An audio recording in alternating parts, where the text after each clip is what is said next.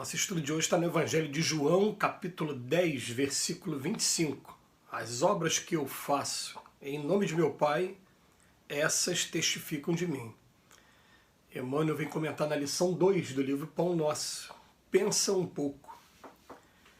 É vulgar a preocupação do homem comum relativamente às tradições familiares e aos institutos terrestres a que se prende, nominalmente, exaltando-se nos títulos convencionais que lhe identificam a personalidade. Entretanto, na vida verdadeira, criatura alguma é conhecida por semelhantes processos.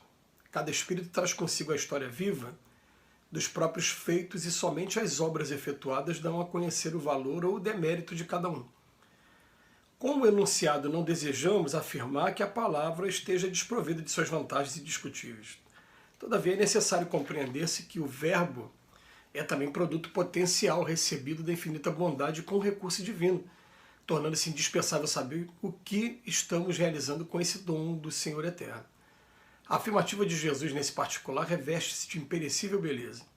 Que diríamos de um Salvador que estatuísse regras para a humanidade sem partilhar-lhe as dificuldades e impedimentos? O Cristo iniciou a missão divina entre os homens do campo, viveu entre doutores irritados e pecadores rebeldes, uniu-se a doentes e aflitos, comeu o duro pão dos pescadores humildes e terminou a tarefa santa entre dois ladrões. O que mais deseja? Se aguardas vida fácil e situações de evidência no mundo, lembra-te do Mestre e pensa um pouco. Vamos lá, a gente divide o estudo de hoje em duas partes. No primeiro momento, Emmanuel vem chamar a atenção que na vida verdadeira, que é a vida do Espírito, os títulos que a gente traz aqui na Terra, eles não fazem muita diferença se a gente realmente não usar esses títulos para tarefas, obras, né? Como diz aqui, as obras que eu faço em nome do meu Pai, essas testificam de mim. A gente lembra aqui que recentemente, né, o livro Nosso Lar foi transformado em filme, e a gente tem facilidade aí até de ver pelo YouTube, né, na Netflix. E esse filme tem um momento que o André Luiz chega lá do outro lado e fala, eu sou médico. E ele fala, tá bom, médico, você é médico do corpo, você nunca se interessou pelo espírito. Aqui as pessoas não têm o corpo físico que vocês têm na Terra. Então o convidou a recomeçar todo o aprendizado para ele para poder estar trabalhando lá do outro lado da vida. E o que acontece? Quando fala que a gente leva daqui só as nossas obras, a gente leva daqui, o que a gente está trazendo daqui, inteligência, o que a gente teve de patrimônio que a gente adquiriu, e o que a gente leva daqui de sentimento. A gente vai levar o que a gente fez diferença na vida das pessoas também. Isso aí, então são três coisas, né? Base intelectual, base moral aqui junto com o sentimento e as obras que a gente praticou, que a gente deixou aqui na Terra. Porque a gente fala das obras, porque as obras elas não vão estar relacionadas nem a inteligência, nem a aquisição sentimental.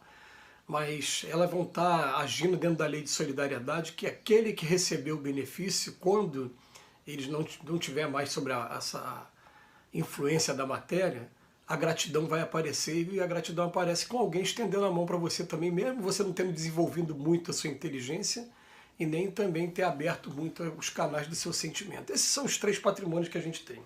Então ele vem falando aqui que a gente se escora nos títulos que a gente fez, por exemplo, o título de cada um, em que cada um é formado, qual é a profissão de cada um, qual é a religião de cada um, os títulos que tem. Ele fala, cada espírito traz consigo a história viva dos próprios feitos e somente as obras efetuadas dão a conhecer o valor ou o demérito de cada um. Isso é uma discussão teológica que às vezes a gente encontra alguns amigos de outras religiões que ele fala que o mais importante é a fé. A gente não vai colocar nenhum nem o outro como mais importante. A gente vai dizer que tanto a fé como a obra, as duas são muito importantes, porque a gente sabe também que aquele que pratica a obra sem fé, aquela obra não tem resistência, resignação, continuidade na grande maioria das vezes. A fé ela dá o ingrediente maior à obra. Agora também aquela fé que é inoperante, ela só atrapalha a gente, fica igual a água estagnada que apodrece também, né?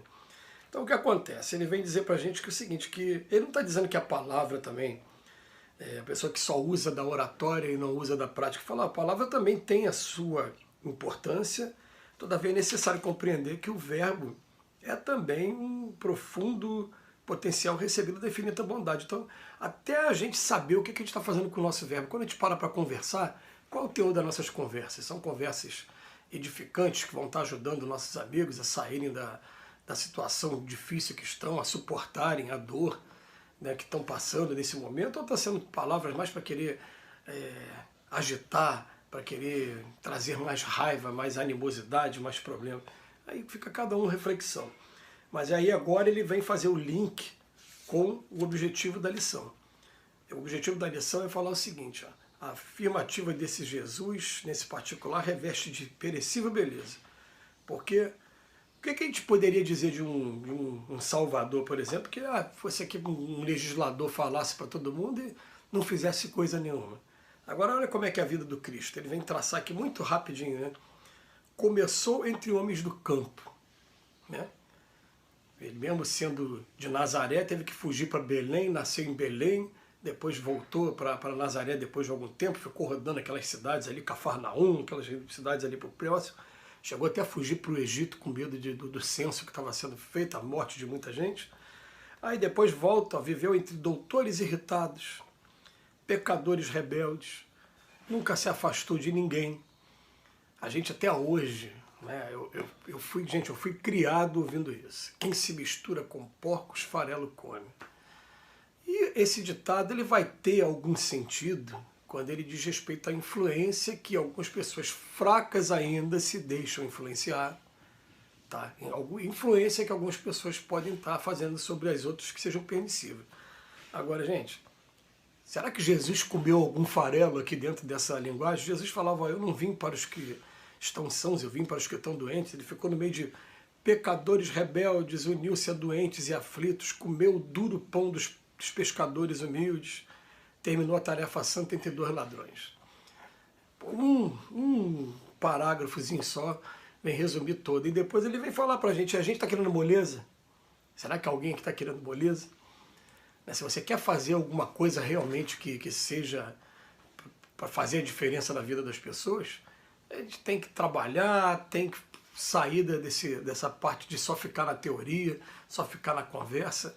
Esse momento que a gente tem aqui agora, por exemplo, são 10 minutos por dia, no mínimo. Porque como se tornou rotina, né, 10 minutos mais os outros momentos que a gente... Na verdade, a gente está buscando bagagem, buscando, na verdade, informações que nos dê a base, nos sustente nas tarefas que a gente vai desempenhar.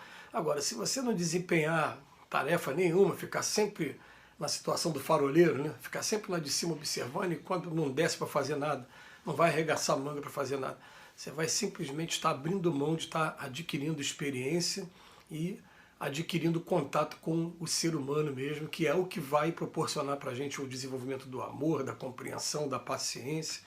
Então não adianta a gente ter tanto conhecimento e ficar na vida insulada, nessa vida aí de monge, e que não tem contato absolutamente com o povo.